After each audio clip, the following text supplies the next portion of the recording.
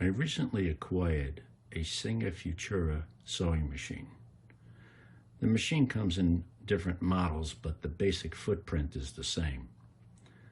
I wanted to put this in a normal case, but unfortunately, because of the control panel and the way the machine is designed, I couldn't find a case to fit, so I decided to make one up out of PVC.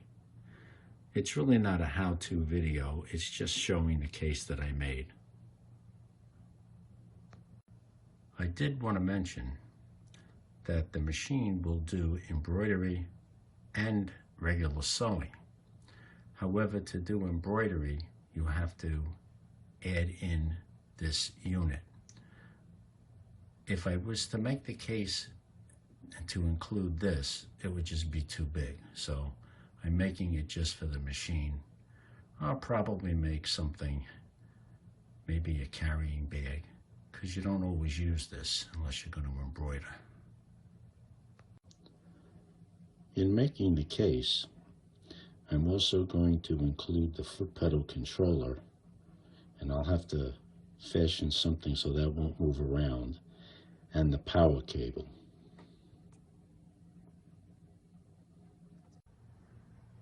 So I decided to use 3/4 inch material and whatever else I had around the shop from previous jobs, you know, pieces and leftovers.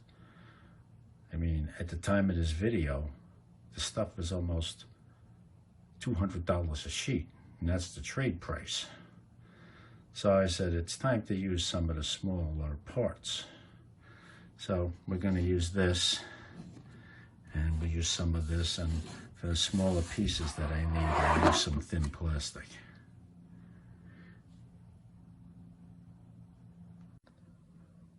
So basically, this is the type of case that's readily available. And it has a kind of hasp on the side. Now my case is going to be a little bit bigger and heftier, so I think I'm going to use 4 of those hasps. Now while I'm fabricating, I found these on Amazon, so I'm going to order these, and hopefully they'll get here while I'm working on the case. So far on the bottom, I took the measurements and I allowed a little extra for padding. And while I'm waiting for the handles, I also added some PVC handles because I really think this is going to be a little heavy because the machine itself is heavy. So I added a handle on both sides. And I have a place here for the pedal, which will fit right in here and hopefully not bother the machine. So as you can see, the hasps came from Amazon, and I put them on, and they're on both sides. And now the pedal fits right in there. It's kind of locked in.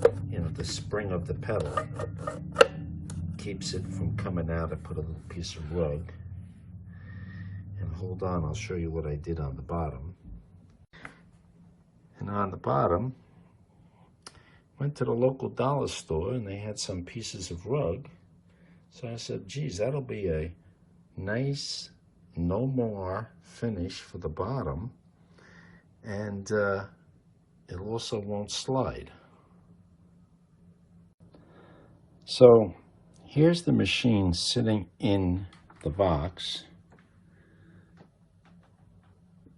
And I have enough leeway around it to put some foam. That'll keep it from sliding. And I think that should be fine.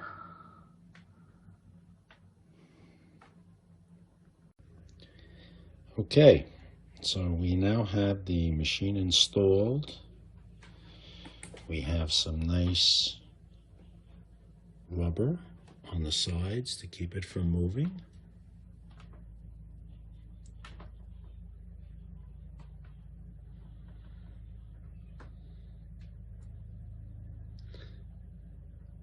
So all we have to do now is fabricate the top.